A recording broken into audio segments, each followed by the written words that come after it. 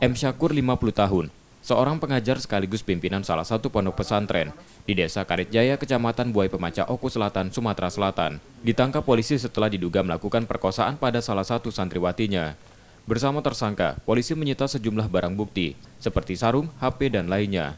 Polisi menerangkan, dari hasil pemeriksaan yang dilakukan pada tersangka, peristiwa terjadi April 2021 lalu. Korban yang berada di salah satu kamar asrama di Ponpes didatangi tersangka dan diperkosa. Setelah itu tersangka mengancam korban agar tak memberitahu siapapun. Kasus terungkap setelah warga mendapati salah satu santriwati di Ponpes hamil dan melahirkan 21 Desember lalu. Sampai saat ini, jajaran Reskrim terus melakukan pendalaman baik terhadap 3 orang saksi-saksi yang sudah kita lakukan pemeriksaan.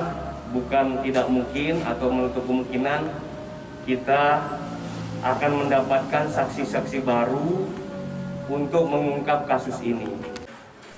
Polisi masih melakukan pendalaman dan pemeriksaan sejumlah saksi lain terkait hal tersebut. Kemungkinan masih ada korban lainnya. Sementara Ponpes yang dipimpin tersangka saat ini lengang. Belum diketahui apakah aktivitas belajar di Ponpes ini masih berlanjut atau tidak. Menyusul dibekukannya Ponpes tersebut oleh Kementerian Agama karena peristiwa ini. Setia Budi, Kompas TV, Ogan Komering Ulu Selatan, Sumatera Selatan.